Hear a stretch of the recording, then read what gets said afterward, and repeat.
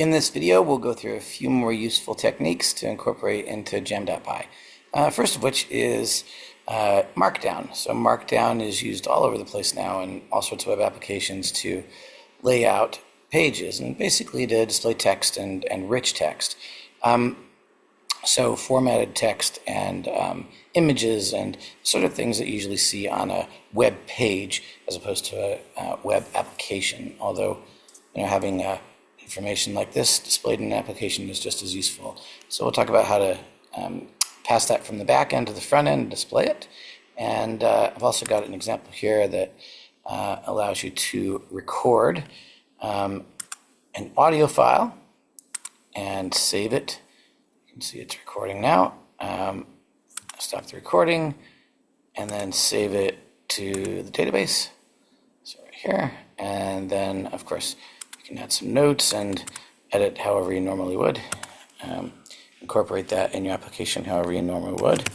This was made during the video recording. And then we can play that back. And I have my headphones on now so you won't hear this, but it is now playing in my headphones. So we can select any of those files and of course use that audio anywhere in an application in any way that it's useful. So take a look at how this is built. Most of this should be pretty straightforward by now if you've watched the other tutorials. Really easy to do. I've created a task here. We've got 3 columns in this database table, one of which is audio data, and we're going to save the data as text format of that binary data, and then we have a notes field also where we can enter some text, and then a timestamp. So fairly normal stuff. And there is in this piece of the application a JavaScript and a server module. So I'll take a look at those quickly, and not much new here, which you haven't seen before. Just we're going to integrate some JavaScript to make the recording. And you'll notice on the page here that you see the regular Jam.py data grid that's created automatically along with the table for the front end. And then on the same page we have a little recording interface. So the HTML, which displays these few components, is in our index.html. Take a look at that in a class which we named audio recorder, audio-recorder. We just got a couple buttons there and an audio player. So you can see the IDs here are given to each of these buttons: record button, audio player, and play button. So that's what you see here. And on the JavaScript file, the first thing we do is clone in that audio recorder div and append it. So one thing that's a little different than what you've seen in the past. In the past, we've very often wiped out that grid completely, but now we want to see the grid and the additional HTML on the page. So we've simply appended the template HTML to the existing grid HTML that gets set up by default by Jam.py. And here we're just setting some variables, some blank variables that later will store some flags and the audio recording itself. And then here we are creating a variable that refers to each of those buttons that we added in the HTML. And here we're attaching some event listeners. So when the record button is clicked, we are going to run this function, toggle recording. And when the play button is clicked, we're going to run this function. So really straightforward, typical jQuery event handling. So let's take a look at the toggle recording function. And all this does is if that is recording flag variable is true, then we run the stop recording function, and otherwise we run the start recording function. So let's go up and take a look there. The start recording function is the big bit of JavaScript here. So we are using this API that we can use to record in JavaScript, and of course handling some errors if they come up. So one of the big things, we'll talk about this later, is if you're not running this from an HTTPS site like this, then you're going to get an error. Chrome and Edge and Firefox and the other big browsers won't let you use the get user media API if you're not running from an HTTPS terminated address. So we'll talk about that at the end here. And then this is, you can get this from the documentation for the get user media API. This is how you record a stream. We start recording the stream. We set a flag here to show that it's recording or not. Start a list to hold the audio chunks, and then start appending the recorded data to that. And when it's stopped, convert that audio to a blob, and we are converting that to base64, which we can store in that text field in the database. And here we are running this save audio to database function to save that data back to the database. We'll take a look at it here in a second. Changing the text on the button to stop recording, and then handling some errors. So let's take a look at that save function. So we have our convert to database function, which is called, and then we have the save to audio function, or save audio to database function, which is a Python function on the back end. So we're calling here, when the recording is stopped, we call this save audio function, Python function on the back. We pass our base64 audio, which was created by the recording API, handle some errors here, and then the response we get back from the backend function, we show it to the user, also log it in the console. So pretty straightforward. And then we have one more front-end function where we can load and play audio files that have been saved in the database. First thing we do is get the current record number, so the record number that is selected in the grid. If that is null, then we let the user know that and return. Otherwise, we run this other function on the server, this Python function, send it the current record number, and what we get back from that function is some audio data. And again, we handle the errors, and if we get some audio back, we set the source attribute of the audio player to be this data, which has been returned, concatenated with the necessary little bit of code here, and we play the audio. So we're calling two backend functions in this front-end code: the save audio function and the get audio function. And with the save audio function, we're just taking the data that was returned by this recorder API in JavaScript, and we are running this function on it. So here we always get the item passed from the front, so we can deal with the database items as they're seen on the front. And we're getting our base64 encoded audio. And so here we're opening the database, appending a row to it, setting the audio data value, that was one of those columns that we saw, to the base64 audio, encoded audio in text format. We're setting the timestamp value to the current time, posting and applying, posting that row and applying the changes to the database, and returning a value to the front end along with handling any exceptions. So pretty straightforward. We create the audio on the front end by handling a button press, running the API here, which you can look up and see how to use that. getting the audio saved into a blob, and then converting that to base 64 audio, and then we're calling this function, which sends the data to the back end and runs this very simple Jam.py database code to save that data.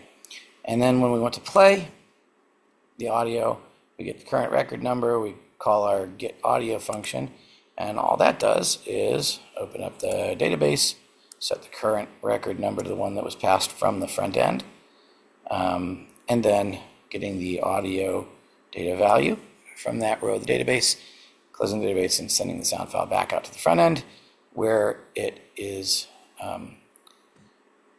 set as the source attribute for the audio player, and then the audio player is played. So really straightforward, and I think a really great example of how simple it is to do things with Jam.py. And I have to be clear, I used ChatGPT just to write all that code. It takes a matter of a minute or so to write the JavaScript code. You don't have to labor over those sorts of things anymore. And whenever you need help with creating any code or even integrating it with the components in Jam.py, really simple to get this sort of code written. And the one other thing I did here is the recorder.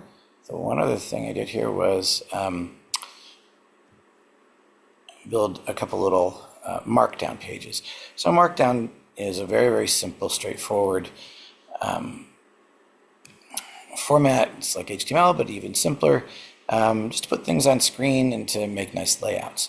So you can see here for this first page, which is what comes up when we open this application up now. I put that up on the top. Got a little bit of layout code there with a link, a list, and some formatted text. And it's styled by CSS. And then I have another page that is a second markdown page that has, again, some more layouts. Let's take a look at that first one. There is no database for this, although we could draw this from a database or build the markdown string using any sort of back-end technology. But all we've got is a server that simply returns this string. So we have one function called getMarkdown, and like every other Python function in Jam.py, we always pass it the item first. It's called from the front end. So all this is doing is returning this string, and this is Markdown code. If you haven't seen it, you can look that up. It's very simple to write. This will create a header, a single pound sign, and then you can bold text like this. You can create lists, and then this is how you display a link. So that's what we're seeing here, only we've also added some CSS. So to the project, let's do a little bit here to take a look how this was placed on the page. First thing we do is we have a class. So I have a class called markdown container in our index.html, and along with that we have some CSS that is used to style the markdown content. So backgrounds and radiuses and shadows and fonts and colors, all the normal things that you see. So if you hover over a link, you're going to get particular styling, and that also is very easy to generate using either a visual builder or a generative AI like ChatGPT or Claude or DeepSeek or Gemini. So this return bit of code now, which is stylized, markdown code, which is now stylized by the CSS, is returned to the front end. And the way we make use of that here is the way you've seen most of this work, and hopefully what is starting to become familiar in terms of how to use Jam.py. The most important things here are that we have cloned this markdown container div that's in our index.html. We have emptied the default view form that is generated by Jam.py to display the table in this task. We've emptied it and appended that template just like in every other example we've seen. And then we call this Python function on the back end called get markdown, which returns that code. And of course, make the point again that we could build that code, that markdown code, using any sort of Python computations that include, pulling information from a database, or getting information from an API and concatenating it with code. Anything you can do on the Python backend, you can return using a function like this and then display it. So we get down our returned, or we get back our returned markdown code, handle the errors, and then we use a library called marked to parse that markdown text that's been returned, and we set the HTML content variable to that, and then we replace the HTML of the markdown container with that content. So that's it. To be clear also, this marked library is loaded in the index.html file right here. And of course, you could download that, include it on your server if you want, but this is just delivered using a CDN. And this is how we would import any sort of library if we want to, use a chart library, or if we want to do some other, for example, a 3D game library, or anything else that we want to import into the application. Put that script import in our index.html, and then you can use it as we have here in your JavaScript. So that's it. I think really, really simple to do. We'll take a look at this one other application, or one other task in the application. Markdown 2 page works basically the same way. There are no tables for this task, but we do have a client module, and we do have a server module. Works the exact same way. On this task, our markdown is just a little bit more complex. So you can see here we've got some different style headers. We've included a bunch of icons directly in the text. There are some lists and so on. But markdown is this simple. We've got some links here. And so that is returned when the server function is called. And on the front end, we did the same thing here. We cloned the markdown container, emptied it, and made that markdown container the only thing you're seeing on the page, called the get markdown function for this task, which returns that markdown text. We handle any errors, set the HTML content to the parsed version. So this marked library is converting that markdown text to HTML, and then we're setting the HTML of the markdown container to be that parsed HTML content. Very simple. You can use that just as a template for how to display markdown in your applications, and mix that in with anything else that you see on a page. And of course, you can make up pages in any of these Jam.py tasks that include the default grid, or any other pieces of a grid that Jam.py can display, or any form that's related to any task. And buttons that are created, like the new and edit and delete buttons, which are automatically created and wired up with Jam.py, and insert those on the page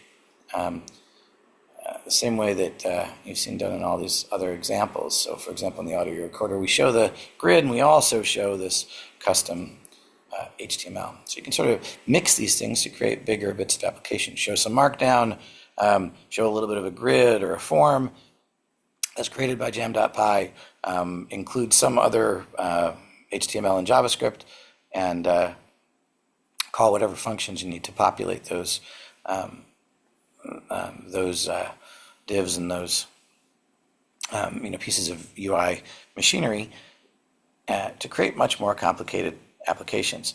So although these are simple applications and simple examples, I hope they're starting to form a real sense of how you can build extremely powerful applications with Jam.py, and really use its productive CRUD database and user interface grid and form capabilities to to build the schema in your app that you need without having to write any code, and then interact with those database tables and use the built-in grid and form capabilities and all the wired CRUD, the automatic create, read, update, and delete functionality to integrate with anything else that you would like to on the front end or back end. So I think that's enough for this one. Hopefully that's been useful, and we'll pick up there next time.